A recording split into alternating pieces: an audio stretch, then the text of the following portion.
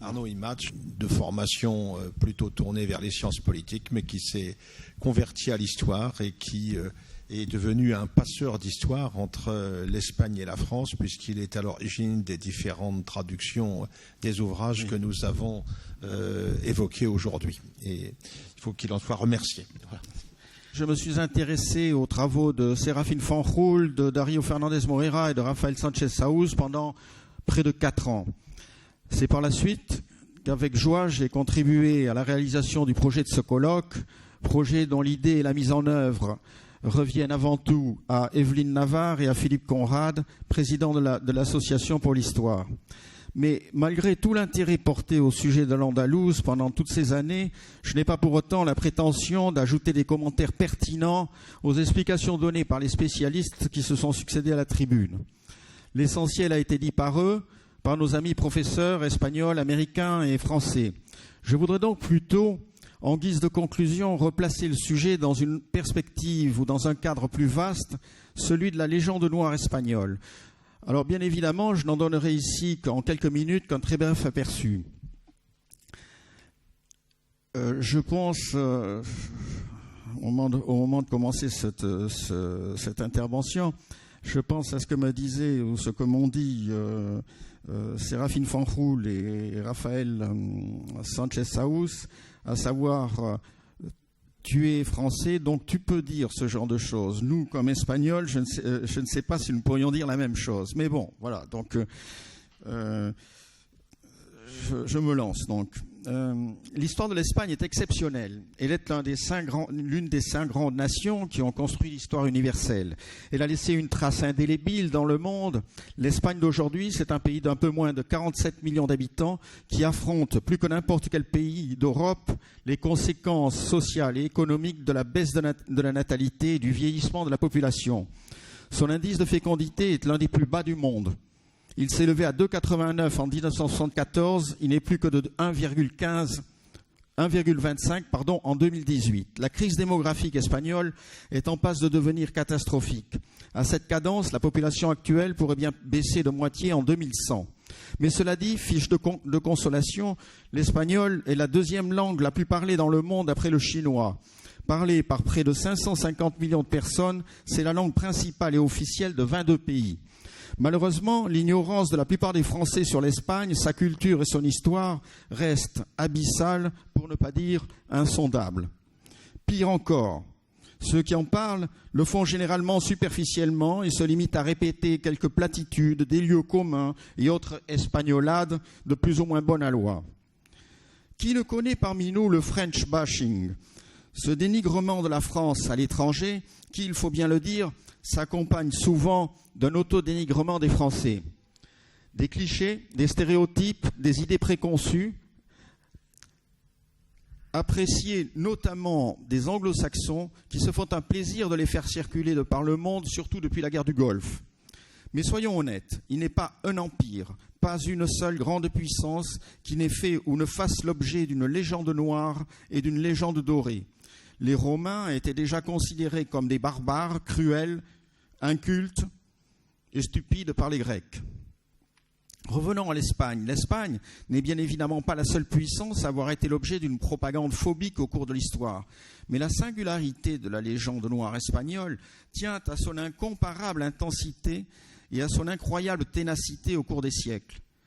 Vous ne serez sans doute pas surpris si je vous dis que cette légende a été soutenue à l'étranger, mais aussi et avec enthousiasme par une bonne partie de la classe intellectuelle de la péninsule depuis le début du XIXe siècle et qu'aujourd'hui, elle est assimilée et répandue par la majorité de l'oligarchie espagnole. En Europe, bien évidemment pas dans le monde, vous le savez, on ne lutte plus désormais majoritairement pour la virtus, ce mélange d'énergie, de force morale, de mérite et de courage, ni au nom de la religion, de la patrie ou de la famille, mais pour le pacifisme, l'immigration illégale et les droits de l'homme. Et l'Espagne n'échappe pas à la mode.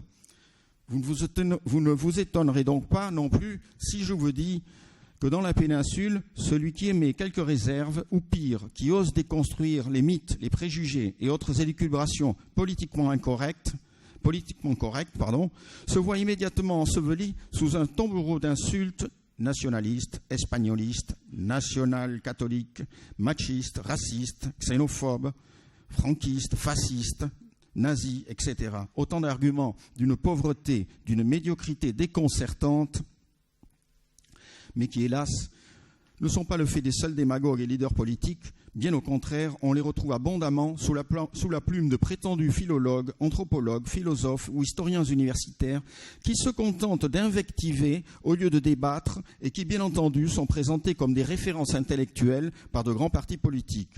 Mais il est temps de poser la question, qu'est-ce que la légende noire espagnole depuis des siècles? La réponse est simple, sans tourner autour du pot, sans fioriture. La voici. C'est l'opinion selon laquelle les Espagnols seraient inférieurs aux autres Européens parce qu'ils n'auraient pas les qualités habituelles des peuples civilisés. Selon cette vision, tous les grands épisodes qui jalonnent l'histoire d'Espagne auraient été marqués par les pires calamités. Al-Andalus, territoire pacifique et pluriculturel, aurait été détruit par les barbares chrétiens. La reconquête serait un exemple de fanatisme religieux. La découverte et conquête de l'Amérique, un modèle de pillage et de génocide. Les guerres européennes de la réforme et de la contre-réforme, une manifestation extrême d'intolérance, de sauvagerie et de violence. Les guerres civiles du XIXe siècle, entre libéraux et traditionalistes carlistes, l'expression archétypique du refus du progrès. La guerre civile de 1936, l'agression unilatérale de l'armée, de l'Église, de la banque et de l'ensemble de la droite, inique, autoritaire, réactionnaire, fasciste, contre la gauche humaniste, progressiste et démocratique. Et si vous doutez de l'ampleur de cette légende noire, alors expliquez-moi un simple détail qui semble insignifiant mais qui a pourtant son importance. Pourquoi la plupart des Français connaissent-ils l'expédition de Fernand de Magellan, Magallanes, comme disent les Espagnols, mais ignorent que l'explorateur portugais était au service du roi d'Espagne? Pourquoi sait-on si rarement que le premier marin à avoir réalisé et complété le tour du monde en 1522 n'est pas Magellan, en raison de son décès aux Philippines, mais le basco-espagnol Juan Sebastián Elcano? Pourquoi connaît-on et utilise-t-on si mal le nom d'invincible armada, terme inventé par dérision par les Anglais, au lieu du terme correct qui est Grande Armada, Grande Armada. Cette armada navale qui a été coulée en partie par la tempête et non pas par la flotte anglaise. Pourquoi ne connaît-on pas en revanche la terrible défaite infligée par Blas de Lezo aux Anglo-Américains à Carthagène des Indes en 1741. Autre exemple, il y a plus de 25 ans que je souligne, sans le moindre effet, dans l'indifférence totale, une erreur terminologique particulièrement révélatrice des hispanistes français. Pendant la guerre civile, il n'y avait pas, comme ils le disent, toujours d'un côté le camp nationaliste et de l'autre le camp des républicains, mais le camp des nationaux, nacionales, comme disent les Espagnols, qui ont aussi le mot nationalista, mais qui n'utilisent pas dans cette occasion. C'est-à-dire des libéraux républicains, des radicaux, des démocrates chrétiens, des libéraux monarchistes, des traditionalistes, des phalangistes, et bien sûr des nationalistes. Le camp national s'autodéfinissait national et non pas nationaliste, alors que le camp républicain s'autodéfinissait républicain, et on dit républicain. Beaucoup plus récemment, autre exemple révélateur, au lendemain de la crise de 2007, l'Espagne a été classée au rang des coupables, des pays mauvais payeurs, des PIGS ou gypsies. 30 ans plus tôt, en 1976, la Grande-Bretagne, en pleine crise économico-financière, avait bénéficié d'un prêt du Fonds monétaire international 10 fois son PIB, mais que je sache, elle n'avait pas été pour autant qualifiée de mauvais payeur. Mais passons. Aujourd'hui, il est bien sûr de bon ton de nier l'existence de cette légende noire. Il n'y aurait jamais eu de critique négative, systématique, intentionnelle et unanime. Celle-ci ne serait que la conséquence de la fausse perception qu'auraient les Espagnols de leur image à l'étranger. Ce serait une soi-disant paranoïa collective qui aurait été causée par un soi-disant isolement du pays. Mais cette argumentation superficielle et oiseuse n'est qu'un artifice, un élément de plus de la légende noire. Sur le sujet, je ne saurais trop recommander aux hispanistes la lecture édifiante du livre de Maria Elvira Roca Barea, Imperiofobia y Leyenda Negra. Comment pourrait-on traduire? Empirophobie et légende noire.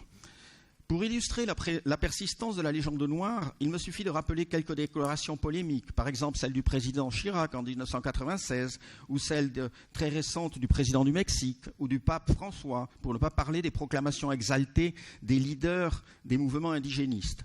Ces derniers ont exigé récemment le retrait des cloches installées au début du XXe siècle tout au long du Camino Real de la Californie. Le Camino Real, c'est la route historique des missions franciscaines établie entre 1683 et 1834 tout au long des plus de 1000 kilomètres qui séparent San Diego de Sonoma au nord de San Francisco. Eh bien, l'université de Stanford a retiré sa cloche pour satisfaire la revendication d'un groupe d'indigénistes dirigé, ironie de l'histoire, et tenez-vous bien, par un certain Lopez, dont le nom ne saurait être plus espagnol. Mais fermons cette parenthèse. Pendant tout le XVIe siècle, la liste, en revanche, des œuvres, romans, comédies, théâtres, musique composées en Europe pour glorifier l'Espagne et l'exploit des rois catholiques a été extrêmement nourrie. Au XVIIe siècle, bien des livres étrangers exaltaient encore la prise de Grenade, l'épopée de la Reconquête, et cela notamment en France et en Angleterre. L'espagnol a d'abord été perçu comme grave, sérieux, orgueilleux, réfléchi, amoureux de l'ordre. Mais cette description flatteuse a très tôt cédé la place au portrait calomnieux, réprobateur, souvent pittoresque. Pittoresque, c'est l'Espagne des gitans, des toreros, de Carmen et des joueurs de guitare. Historiquement, c'est en Italie, à la fin du XVe siècle, et en raison de la première expansion impériale espagnole en Méditerranée, que se manifestent les premiers préjugés anti-espagnols. Un groupe d'humanistes italiens accuse les Espagnols d'avoir du sang mêlé avec les peuples sémites, les Arabes et les Juifs. Le futur pape Jules II traite de marane le pape d'origine espagnole Alexandre VI Borgia. Mais à l'inverse, d'autres humanistes italiens jugent les Espagnols inférieurs en raison de leur sang goth, wisigoth. Être goth, c'est être anti-romain, c'est être médiéval, c'est être barbare. L'idée selon laquelle l'Espagne serait une nation ancrée dans le Moyen-Âge qui n'aurait en rien participé à la Renaissance date de cette époque. Elle est en fait radicalement fausse, car l'Espagne est au contraire l'un des moteurs de la Renaissance. Si l'Italie avait été obligée à se défendre seule contre les Turcs et de faire face seule à ses problèmes internes, il est bien évident qu'elle n'aurait pas pu consacrer autant de talent et d'argent aux créations artistiques. Un des poncifs de la légende noire est le sac de Rome par les armées de Charles Quint en 1527. On oublie ici que la soldatesque était commandée par le connétable duc de Bourbon, que sur 34 000 hommes, près de la moitié étaient des Allemands, qu'il y avait un très grand nombre d'Italiens, que les Espagnols étaient à peine 6 000, enfin, qu'il y avait vraisemblablement autant de protestants que de catholiques pour participer à cette action. Au XVIe siècle, 3 inflexions ou changements importants interviennent dans la légende noire du fait de la propagande protestante. Premièrement, les Espagnols ne sont plus considérés comme inférieurs en raison de leur sang goth. Pour les protestants, l'impureté, la dépravation morale et la barbarie des Espagnols proviennent exclusivement de leur sang sémite. Deuxièmement, la valeur des Espagnols descend encore d'un cran. Ils sont dorénavant des démons, des agents de Lucifer, des gens impies, cruels, lâches et alliés secrets des Turcs. Troisième différence, les pamphlets imprimés en Hollande, en Allemagne et en Angleterre sont d'une violence et d'une grossièreté scatologique et sexuelle inimaginables jusqu'alors en Italie. Au dire des protestants, la sodomie est le péché catholique par excellence et bien évidemment, eux en sont exempts. Charles Ier d'Espagne était, ne l'oublions pas, Charles Quint, empereur du Saint-Empire romain, archiduc d'Autriche. Il était aussi souverain des Pays-Bas, roi de Naples et de Sicile. Lui et son fils Philippe II étaient donc les souverains légitimes des territoires néerlandais. Contrairement à ce qu'a prétendu toute l'historiographie orangiste, il n'y a pas eu d'invasion, ni d'occupation, ni d'annexion des Pays-Bas par les Espagnols. La rébellion n'a pas été populaire, mais essentiellement le fait de la haute noblesse soucieuse de défendre ses intérêts. Il ne s'agissait pas d'une révolte contre les impôts ou contre le financement de la guerre, ni contre l'Inquisition, laquelle n'a jamais existé aux Pays-Bas. Il n'y a pas eu non plus d'unité néerlandaise contre l'Espagne, ni un conflit exclusivement entre catholiques et protestants. Il s'agissait d'une guerre civile qui opposait des Flamands à d'autres Flamands, une guerre civile entre partisans de l'unité et partisans de la séparation. Sur les 54 000 soldats commandés par le duc d'Albe en 1573, 30 000 étaient flamands, 7 000 seulement étaient espagnols. Les 1073 exécutions qui ont été ordonnées par le grand-duquet deviendront 200 000 par la magie de la propagande. Elles feront de lui un exemple de monstre, alors que ses méthodes n'étaient somme toute pas plus sévères ou plus expéditives que celles du prince Guillaume d'Orange et surtout bien moins sauvages que celles d'Élisabeth Ier d'Angleterre lors de la répression du Parti catholique. Autre exemple, en 1581, sur les 60 000 hommes commandés par le gouverneur des Pays-Bas, l'Italien Alexandre Farnèse, 48 000 étaient hollandais, 6 000 espagnols et 5 000 italiens. La proportion des Espagnols dans les tertios des Flandres n'a jamais dépassé les 10 à 15%, et dans le même temps, les étrangers se comptaient par milliers dans les troupes orangistes. Charles Quint était de longue date en étroite relation avec Érasme. Il ne cachait pas sa vénération pour l'humaniste hollandais. Par ailleurs, l'empereur était considéré plus étranger en Castille et en Aragon qu'en Flandre ou en Allemagne. Son rêve était d'être l'arbitre ou le centre de gravité du Saint-Empire romain qui ne sera qualifié officiellement de teutonique ou de germanique qu'à partir de la fin du XVIe siècle. Soulignons-le, en condamnant la réforme, Charles Quint condamnait le droit des princes pro-réformistes à imposer leurs critères à ceux qui voulaient rester catholiques. Et surtout, point clé, il leur interdisait de s'approprier les biens de l'Église.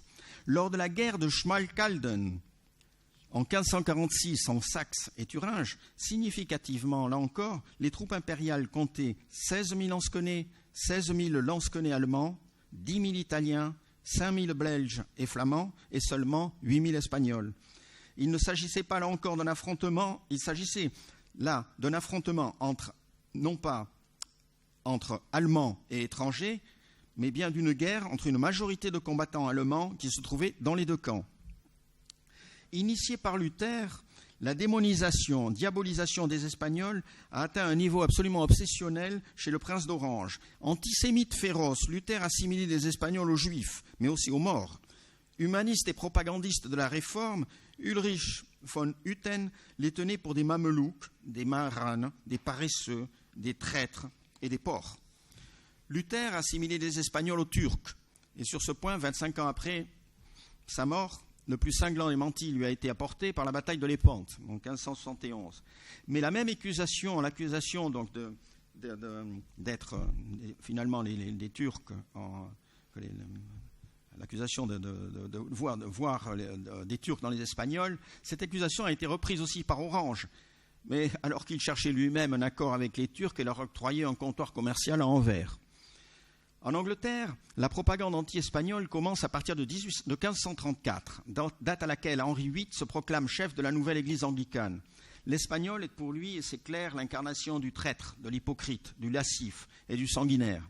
En quelques années, les catholiques sont balayés du pays. La reine Élisabeth Ier est responsable de plus de morts que l'Inquisition espagnole dans toute son histoire. Mais alors que les Espagnols incarnent l'intolérance fanatique de l'Inquisition, les Anglais vont passer pour des défenseurs de la liberté de conscience, de la liberté d'expression et de la tolérance religieuse. Des valeurs de liberté qui étaient en effet respectées par les Anglais, mais elles étaient respectées par les protestants et seulement par et pour les protestants, jamais pour les catholiques.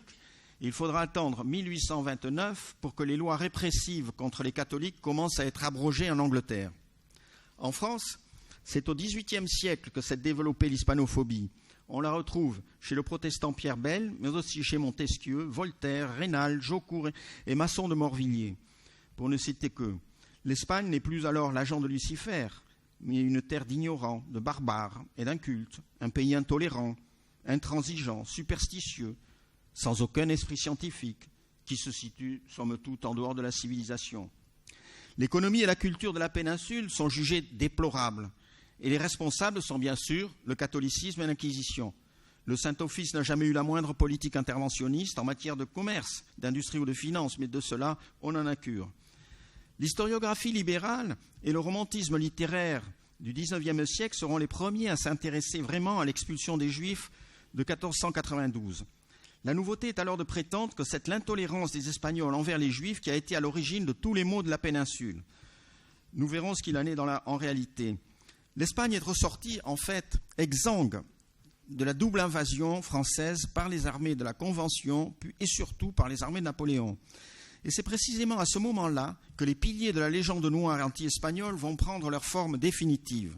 À l'étranger, ces piliers sont au nombre de 4, le mythe d'un Andalous pacifique et pluriculturel détruit par les barbares chrétiens venus du Nord, l'expulsion des Juifs, l'Inquisition et l'exploitation de l'Amérique. Un mot sur Al-Andalus, qui a été tout sauf le modèle de tolérance si vanté, comme on l'a vu, par les romantiques du XIXe siècle. Une précision seulement. Jusqu'au début du XXe siècle, l'école historique libérale et progressiste espagnole, qui était généralement nationaliste, en fait, il voulait l'Empire étant en voie de dissolution, il fallait générer un État-nation sur le modèle français. Eh bien, cette école s'est plu à présenter à l'Andalous non pas comme un territoire arabo-musulman ou de culture orientale, mais comme la continuation des caractères de l'idiosyncrasie hispanique, c'est-à-dire romano-visigothique et chrétienne. Cette présentation, reprise ensuite par les intellectuels franquistes, très critiquée aujourd'hui par tous les contempteurs espagnols de la nation espagnole, a été évidemment dès le début beaucoup moins partagée à l'étranger.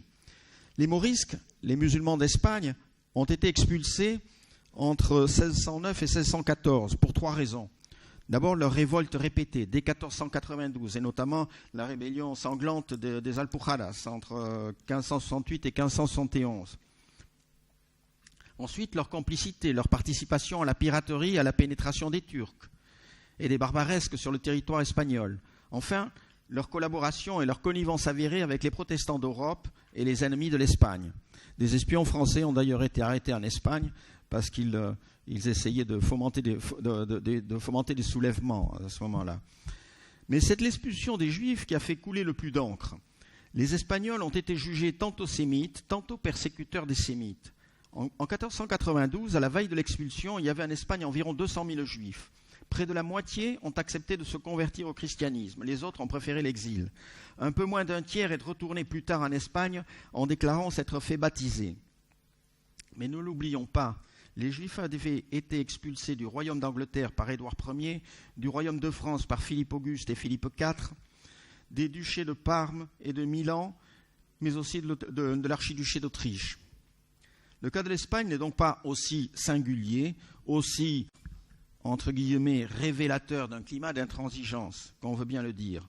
Cette expulsion a été un drame social, incontestablement, mais ces dommages économiques doivent être relativisés.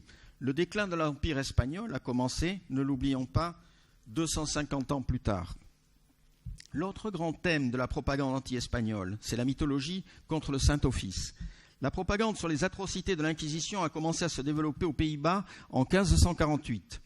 En exploitant des dizaines de milliers d'archives, les spécialistes ont recensé 1346 personnes condamnées par le Saint-Office et effectivement exécutées entre 1540 et 1700.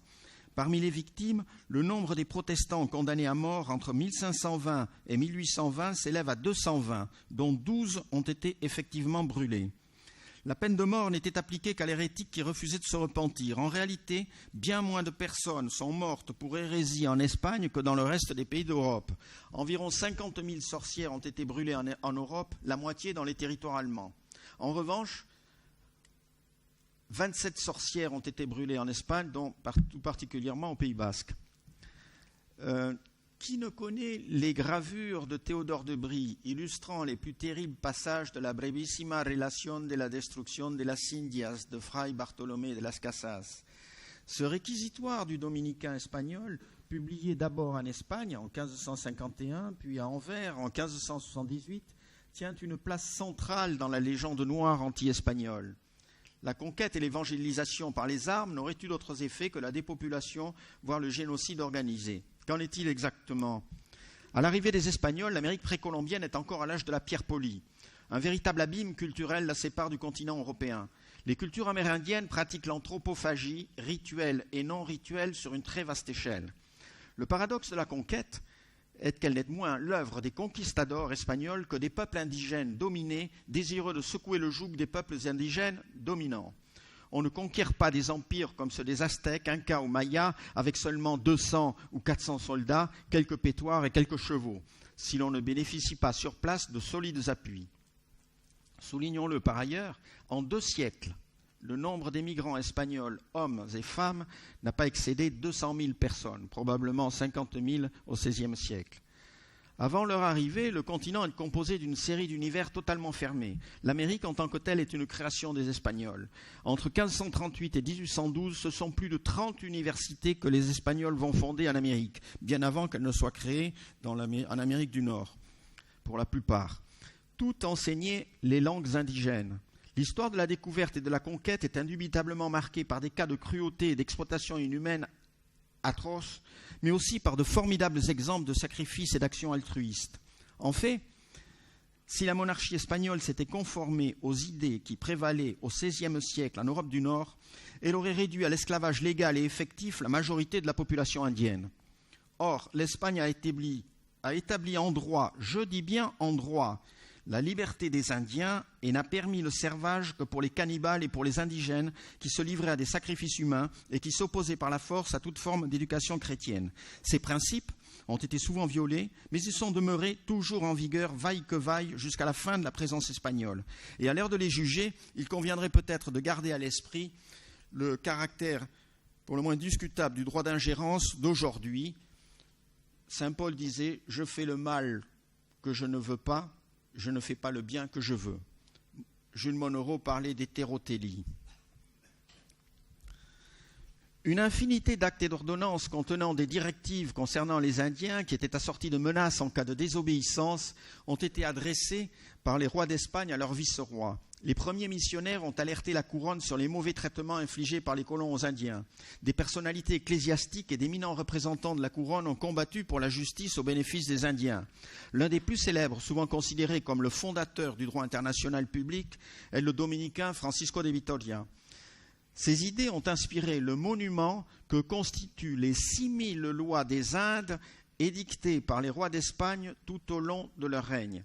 Des théologiens dominicains et jésuites de l'école de Salamanque ont élaboré un ensemble de théories politiques, juridiques et économiques qui est à l'origine de la modernité. Il faudra cependant attendre jusqu'à la fin du XIXe siècle pour que leurs travaux de juristes soient redécouverts et près de 3 siècles pour que l'économiste Joseph Schumpeter écrive que les penseurs de l'école de Salamanque méritent le qualificatif de fondateurs de l'économie moderne. On notera que l'attitude de la couronne espagnole à l'égard de Bartolomé de Las Casas a été d'une étonnante bienveillance. Non seulement le dominicain n'a fait l'objet d'aucune censure, mais les ministres et conseillers du monarque ont réduit ses adversaires au silence. Charles Quint a promu la publication de ses écrits, l'a nommé protecteur des Indiens et en a fait l'évêque de Chiapas. Lors de la controverse de Valladolid sur la découverte, la conquête, l'évangélisation et la colonisation des Indes, Las Casas défendait la théorie de l'innocence des Indiens et appelait au retrait pur et simple de l'Espagne de l'Amérique. Alors que l'humaniste Juan Gines de Sepúlveda, grand spécialiste de la pensée d'Aristote, dénonçait les pratiques idolâtres, les sacrifices humains, le cannibalisme et l'infériorité culturelle des Indiens et défendait, je souligne, un régime de tutelle ou de protectorat jusqu'à l'émancipation. Néanmoins, leurs joutes verbales n'ont pas débouché sur la déclaration d'un vainqueur officiel. Reste bien sûr le blâme suprême. L'Espagne serait coupable devant l'histoire d'un véritable génocide dont elle devrait se repentir.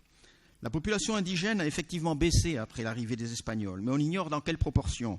Pour le savoir, avec quelque exactitude, avec quelque rigueur, il faudrait disposer de données démographiques crédibles sur la population indigène d'avant 1492. Mais ce n'est pas le cas. Selon leurs différentes écoles, les historiens parlent de 6 à 100 millions. Pour les indigénistes, il y avait 400 millions, alors qu'il y avait à peine 80 millions de personnes en Europe. Prenant en compte le caractère rudimentaire des techniques de culture et la faible capacité alimentaire des peuples chasseurs-cueilleurs-récolteurs, l'historien polono-vénézuélien Ángel Rosenblatt estime que cette population ne pouvait pas dépasser les 13 500 000 personnes sur tout le continent. La dépopulation entre 1492 et 1570 s'élèverait selon lui à 2 500 000 personnes. Mais en revanche, les spécialistes s'accordent davantage sur les raisons de cette dépopulation. Les vrais coupables sont les maladies infectieuses, contagieuses, importées du Vieux Monde, pour lesquelles les aborigènes n'avaient ni défense ni immunité, principalement les maladies infantiles, rougeole, varicelle, oreillons. C'est la raison pour laquelle la plus forte mortalité ne s'est produite qu'à partir de la fin du XVIe siècle, précisément avec l'arrivée des familles et surtout des enfants. La découverte de l'Amérique n'a d'ailleurs pas eu seulement des conséquences sanitaires néfastes pour la population du Nouveau Monde. La syphilis, vraisemblablement un agent pathogène mutant plus virulent que celui connu depuis l'Antiquité, a été réexportée par l'Amérique en Europe au XVIIe siècle. 2 siècles après l'indépendance des pays d'Amérique hispanique, il est fréquent de lire que la colonisation espagnole est la principale responsable du retard économique de ces pays par rapport aux pays d'Amérique du Nord bien plus développés. On oublie toutefois qu'au moment de leur indépendance, les territoires hispaniques étaient beaucoup plus prospères que ceux du Nord. Les villes du Sud étaient les plus peuplées et avaient les meilleures infrastructures du continent. On ne saurait trop le souligner, le déclin économique du sud de l'Amérique ne s'est produit qu'après l'indépendance de 1824. Autre point clé qui mérite d'être relevé, l'Empire hispanique est le seul empire né en Europe qui soit parvenu à se maintenir dans la stabilité et dans une relative prospérité pendant plus de 3 siècles. Et le nombre des soldats espagnols en Amérique était à l'époque, sur un continent immense, était absolument dérisoire pendant toute la durée de leur présence.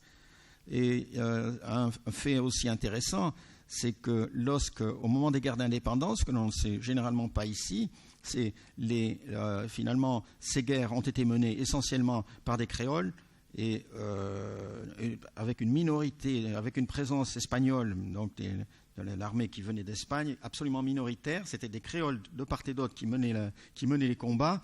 Et en particulier, ce qui est assez étonnant, c'est que les Noirs et les Indiens choisissaient de préférence le camp des royalistes, en fait, légalistes, et non pas celui.